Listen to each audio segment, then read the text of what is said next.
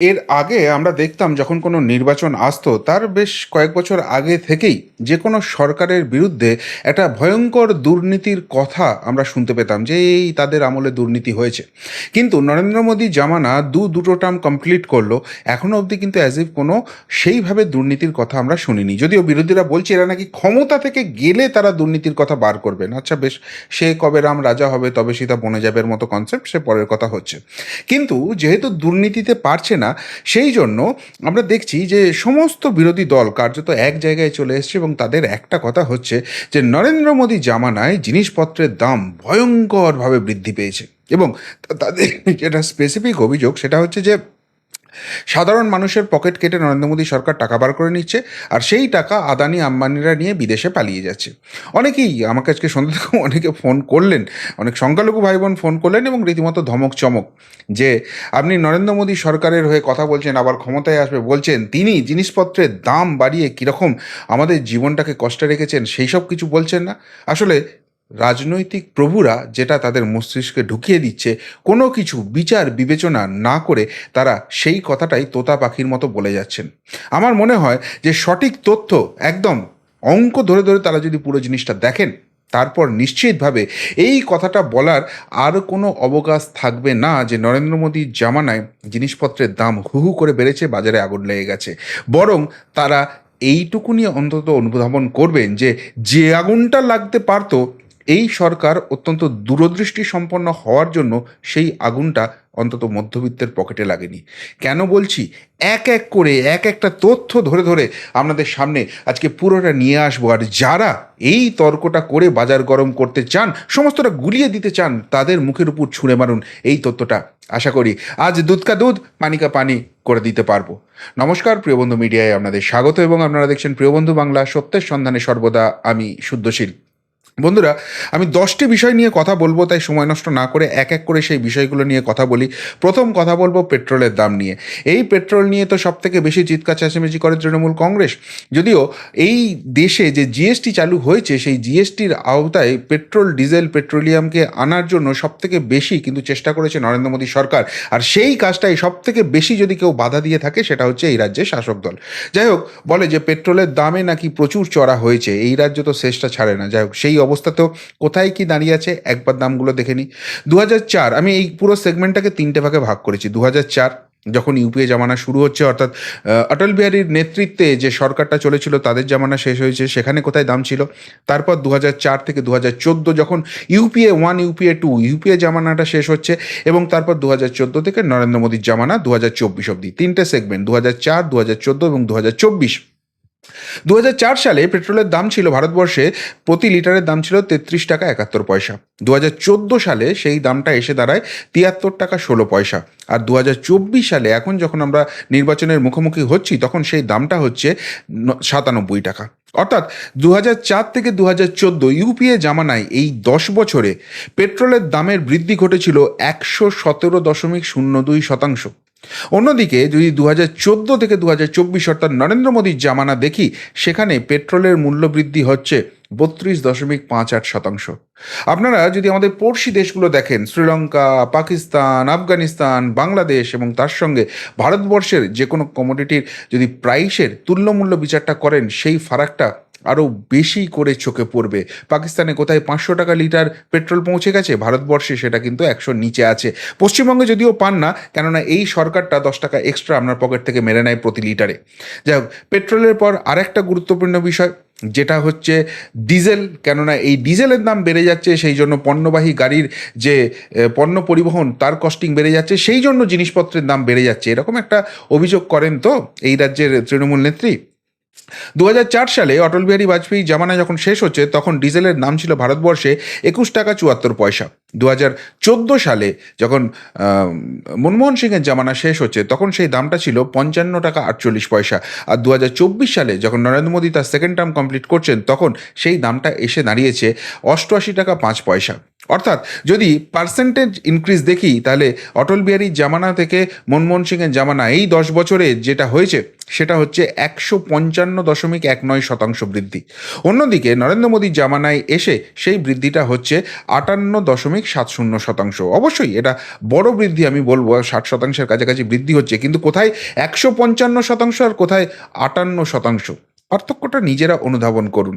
এবার আরেকটা জিনিসের দাম আমি দেখাই, তারপর একটা গুরুত্বপূর্ণ তথ্য আপনাদের অবশ্যই দেবো। সেটা হচ্ছে নন সাবসিডাইজড এলপিজি। যে এলপিজিগুলোতে, যে রান্নার গ্যাসগুলোতে কোনো সাবসিডি দেওয়া নেই, ২০০৪ সালে সেই গ্যাসের মূল্য ছিল ৯৮০ টাকা। ২০১৪ সালে সেই দামটা ছিল ১২৪১ টাকা। আর ২০২৪ সালে এসে সেই দামটা এসে দাঁড়িয়েছে ৮১১ টাকা। অর্থাৎ যদি পার্সেন্টেজ দেখি, ২০০৪ থেকে ২০১৪ ইউপিএ জামানাতে ২৬.৬৩% বৃদ্ধি পেয়েছিল।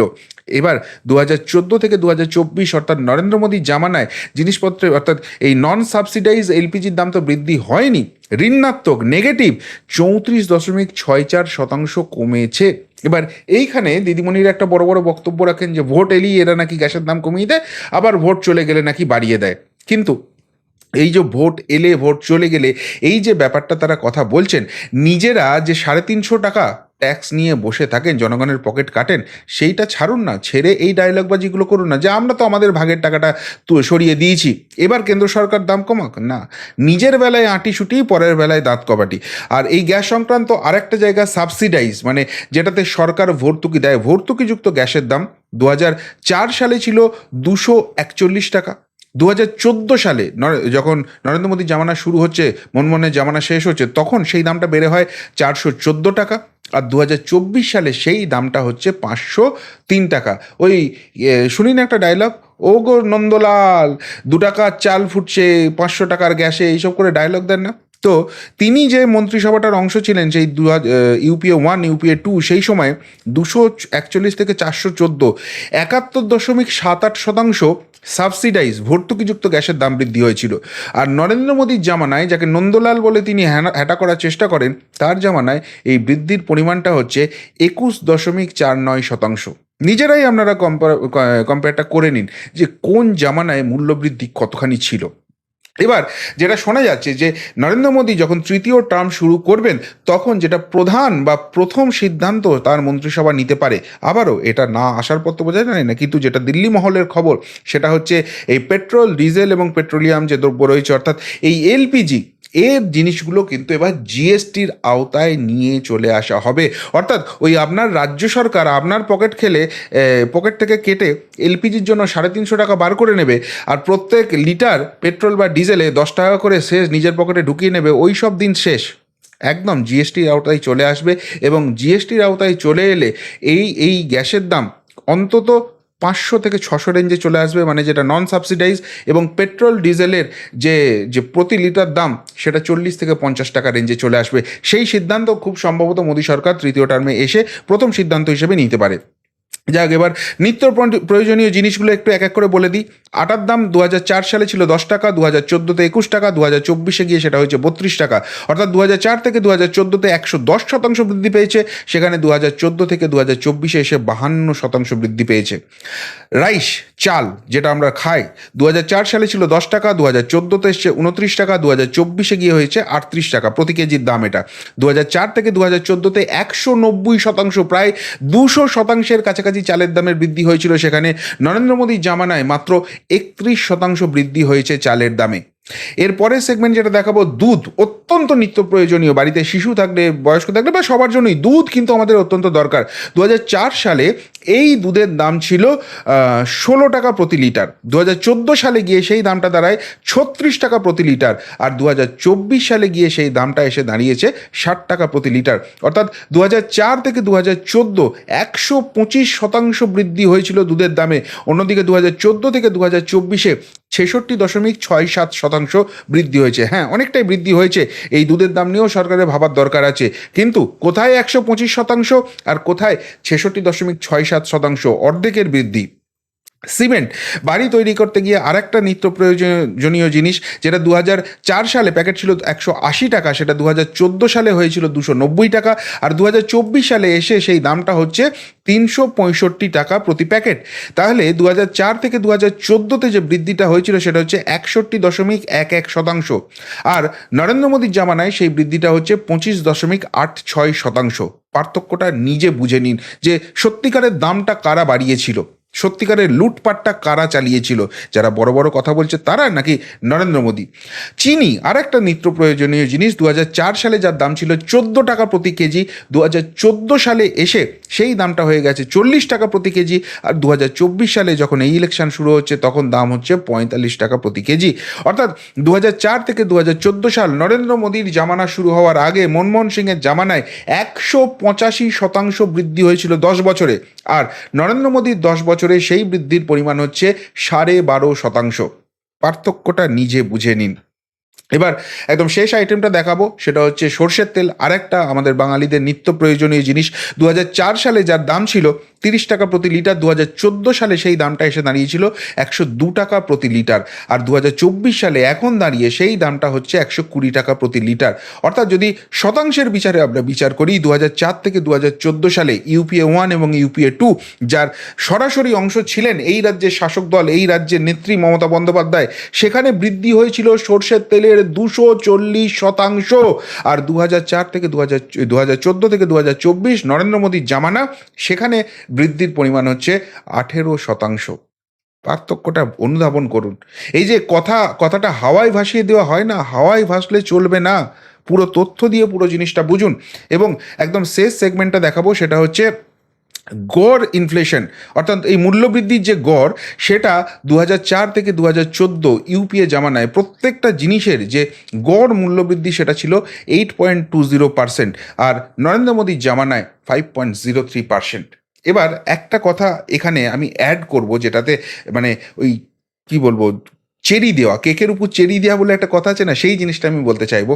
দেখুন, একটা জিনিসের দাম ছিল, সেই দামটার উপরে যখন এক্সট্রা দাম চাপে, তখন যে ফাইনাল ফিগারটা আসে তার উপরে যে দামটা চাপে, সেই জায়গাটা ট্যাকেল করাটা কিন্তু অনেক অনেক মুশকিল হয়। যেরকম এক্সাম্পল দিলে বুঝতে পারবেন, ধরুন একটা জিনিসের দাম ছিল 100 টাকা, এখন এই 100 টাকার উপর যদি 8%, এখানে যেটা দেখাচ্ছে 8.2%, যদি 8% বৃদ্ধি হয়, তাহলে এখন জিনিসের দাম হয়ে গেছে 108 টাকা। এখন এই এই রেটটাকে যদি আমরা কমাতে না পারি, ওই 8% হারেই বৃদ্ধি হয়, এবার কিন্তু আর 100 টাকার উপর বৃদ্ধি হবে না, 108 টাকার উপরে এবার বৃদ্ধিটা হবে, এবং তার উপরে যদি ওই 8% বৃদ্ধিটা হয়, তাহলে সেই সংখ্যাটা কিন্তু দাঁড়িয়ে যায় 117-র কাছাকাছি। কিন্তু সেই সংখ্যাটা যদি 110, 112-র মধ্যে রাখতে হয়, আমাকে অনেক কম 5% ইনফ্লেশনে চলতে হবে। অর্থাৎ যে মূল্যবৃদ্ধি এই মনমোহন জামানা ভারতবর্ষকে উপহার দিয়ে গিয়েছিল, সেখানে যদি সঠিক অর্থনীতি না থাকতো, সঠিক দূরদৃষ্টি না থাকতো, সঠিক বৈদেশিক সম্পর্ক না থাকতো, সঠিক বাণিজ্যের জায়গা না থাকতো এই নরেন্দ্র মোদী সরকারের, এই দামের যে ইনক্রিজের যে রেটটা ছিল, সেই রেটটাই যদি বহাল থাকতো, বাড়লে তো ছেড়ে দিন, তাহলে মোটামুটি যে জিনিস যে দামে এখন কিনছেন তার দুগুণ থেকে আড়াই গুণ দাম দিয়ে সেই জিনিসগুলো কিনতে হতো। ফর এক্সাম্পল আপনাদের বলতে পারি, ধরুন সর্ষের তেল, আপনারা হয়তো এখন 100 টাকা 110 টাকা লিটারের মধ্যে সর্ষের তেল পাচ্ছেন, এই সর্ষের তেলই আপনাদের কিনতে হতো 200 টাকা লিটার। যে অবস্থাটা, যে অর্থনৈতিক জায়গাটা মনমোহন জামানা ভারতবর্ষকে উপহার দিয়ে গিয়েছিল। তাই যখন কেউ চিৎকার করবে যে নরেন্দ্র মোদীর জামানায় জিনিসপত্রের দাম আকাশ ছুঁয়েছে, আগুন হয়ে গেছে বাজার, মধ্যবিত্তের পকেট পুড়ছে, তাদেরকে এই তথ্যটা ফিরিয়ে দিন, তখনই দেখবেন ল্যাজ গুটিয়ে উল্টো দিকে পালিয়েছে। শুধু হাওয়ায় কথা বলে মানুষকে বোকা বানানোই হয় না, তথ্য দিয়ে, রিপোর্ট কার্ড দিয়ে প্রত্যেকটা জিনিস নিয়ে আলোচনা করা উচিত। আর সেটাই আজকে আমি আপনাদের সামনে নিয়ে এলাম। যারা এরপর বলতে আসবেন যে মোদি জামানা এই করেছে, তাদেরকে দিন যে মোদি জামানাটা না থাকলে ভারতের অবস্থা আজকে শ্রীলঙ্কা, পাকিস্তান বা আফগানিস্তানের মতো হয়ে যেত। গ্যাসের সিলিন্ডার ছেড়ে দিন, ওই প্লাস্টিকে করে গ্যাস ভরে যেতে হতো। পেট্রোলের দাম 100 টাকারও নিচে থাকতো না, হয়ে যেত 500 টাকা লিটার। কি বুঝছেন তাহলে কিভাবে আপনাদের মুরগি করা হচ্ছে? কথার মায়াজালে ফাঁসিয়ে বিরোধীদের হাতে যখন কোনো রকম কোনো অস্ত্র নেই, নিজেদের অপরাধটাকে, নিজেদের অপদার্থটাকে ঢেকে নিয়ে সেটাকে নরেন্দ্র মোদীর এগেনস্টে ইউজ করা হচ্ছে। আপনাদের যদি মনে হয় যে এখানে কোনো তথ্যগত ভুল আছে বা এই নিয়ে যদি আপনাদের কিছু মন্তব্য থাকে অবশ্যই কিন্তু কমেন্ট বক্সে কমেন্ট করে জানাবেন। এখনকার মতো এখানেই শেষ করলাম। ফেরত আসছি নতুন প্রতিবেদন নিয়ে খুব তাড়াতাড়ি। ভালো থাকবেন, সাথে থাকবেন, পাশে থাকবেন। নমস্কার।